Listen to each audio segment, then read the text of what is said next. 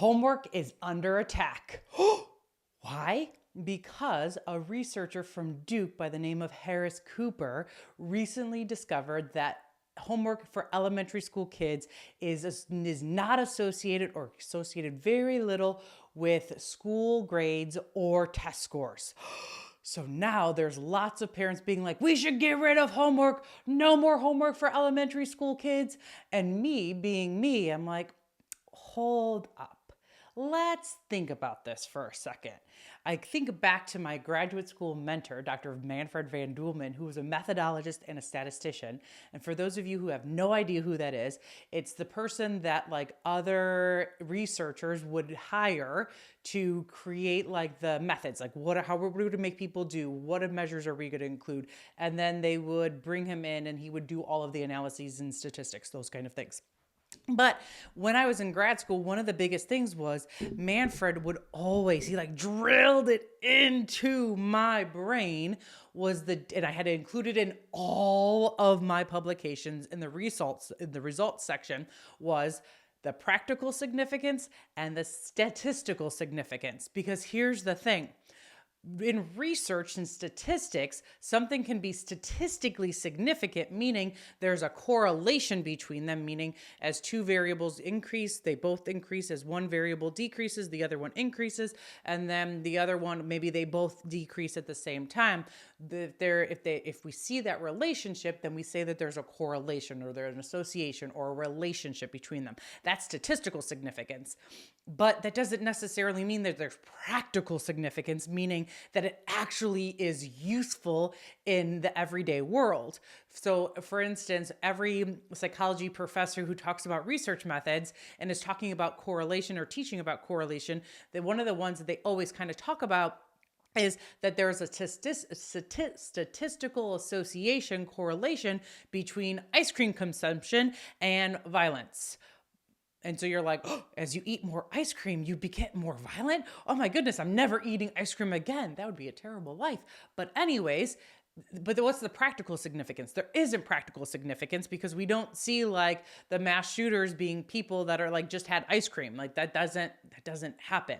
There's just an association. So we have to really get into the practical significance of things. And that's one of my biggest things is that I always want to be giving you guys practical tips to make your lives better. So I'm all about practical significance. So when I hear people saying, let's get rid of homework, there's no reason for it. It just makes people anxious and stressed out and it burns us out and it's exhausting and we don't have time for it. So let's just get rid of it in elementary school. Woohoo, no more homework. I'm like, but what's the practical significance? What is the good things that maybe we haven't measured that homework could be getting us? And that leads me to start thinking discipline. Discipline, homework teaches our children to be disciplined and to have self-control and to know that they have to do things even though they don't want to do them.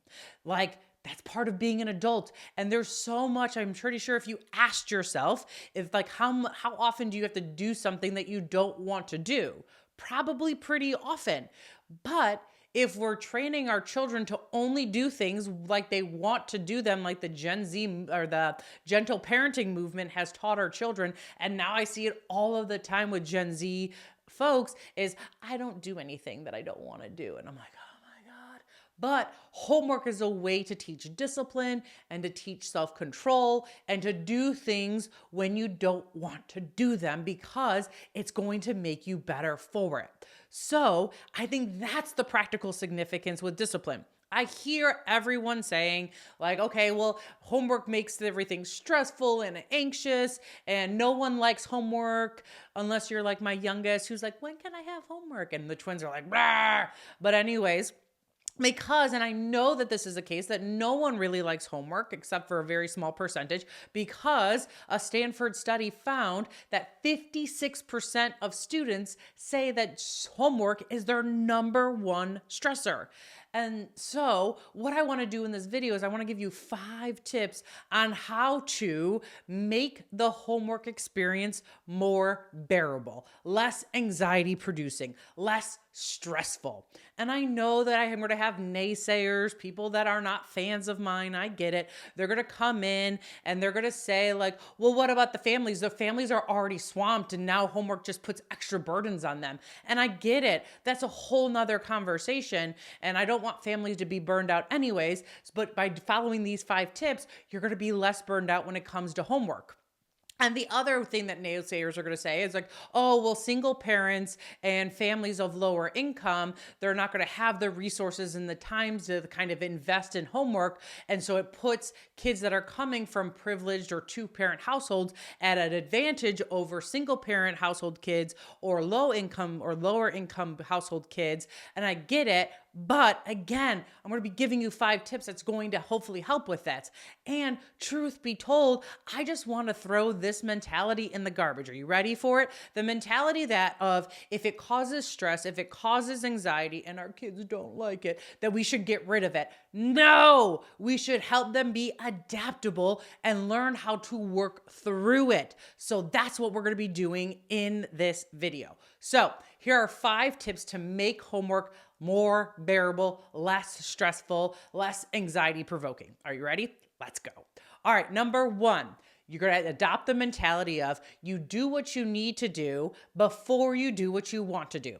I say this to my kids all of the time. It's going to be one of my momisms, and I'm completely okay with that. Because here's the thing. If you do what you want to do before you need what you need to do, a lot of the times what you need to do doesn't get done.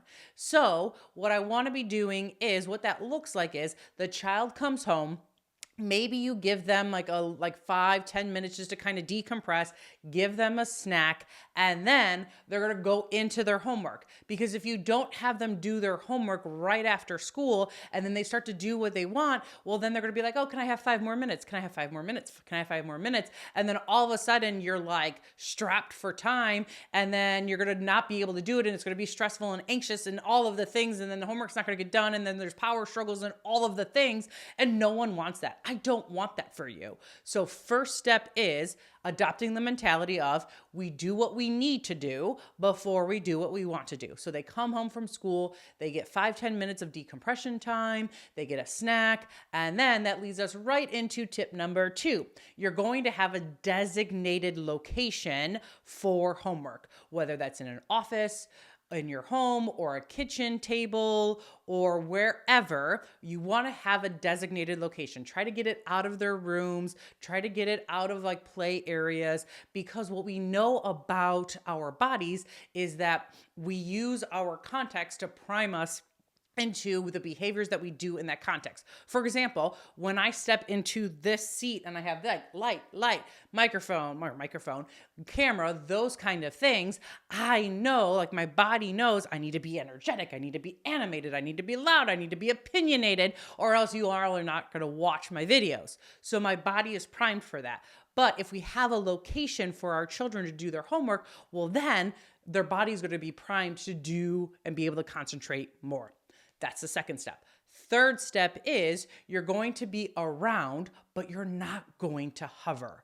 So your child's going to be here, you're going to kind of be around, and they can ask you for advice, and you're going to use scaffolding. You're just going to give them enough information so that they can do their homework by themselves successfully, but you're not going to help them, and you're not going to hover and be like, oh, 7 + 2 is 9. You're not going to do that. And by no means should you ever, listen to me here, should you ever do your child's homework for them. I know there's parents out there, don't do it. It does nothing for them. Come on now, y'all. All right, so that's the third tip. You're going to be around, but you're not going to hover, and you're going to be scaffolding. Tip number 4 is you're going to set a timer, and you're going to allow for breaks. When I do work, I use what's called the Pomodoro technique. So I work deep work for 25 minutes, and I'm in it, and I'm doing it, and I'm thinking, and I'm brainstorming for 25 minutes. And then at the end of that 25 minutes, I'm taking a 5-minute physical walk break. So I'm walking around, maybe I'm doing some stretches, those kind of things. It's called the Pomodoro technique. Same mindset and same principle is have them sit down, set a timer, or maybe it's like, okay, after this workshop, you can get up, you can stretch, all the stretches, and then, or maybe you take a walk, those kind of things outside would be great. Then they're gonna sit back down, they're gonna reorient, they're gonna be primed because it's in one location, and then they're gonna do the next round of homework until they're successfully done. That is the number 4 tip. Now, leading right into our number 5th tip is, y'all probably can guess it, reward them, or positive reinforcement. You know I'm a big fan of it because it works. Why do people go to work every day? Because they get paid. So same thing. So after they're done completing their homework, then you're going to reward them. And you're going to use the lowest amount of reward that your child will accept to do the work without being stressed, without being anxious, without being power struggles, all of those things. So is it cash? Is it food? Is it playing a board game with you? Is it going somewhere and doing something fun or watching a show, or screen time is a huge reward? Give them rewards. So let's recap. What are 5 tips for making homework less stressful, less power struggles, less anxious, less everything, right? Tip number 1, you're going to adopt the mentality of we do what we need to do before we do what we want to do. Step 2, you're going to have a designated location. Step 3, you're going to be around, but you are not hovering. Step 4, you're going to set a timer and have them take breaks. Step 5 is you're going to build in rewards. And by doing that, this whole homework thing is going to be less problematic. It's going to be less stressful, less anxiety, and your children are going to be disciplined and they're going to be self-controlled, and they're going to adopt that mentality of we do things even though we don't want to do them, and we do things that we need to do before we do what we want to do, and then they're going to be a functioning adult, and they're not going to be anxious, and they're not going to be depressed, and it's going to be wonderful, and they're going to be adaptable, and that's what we're going for. And by doing all of these things, by doing homework in this way, we're going to be throat punching this Gen Z mental health crisis.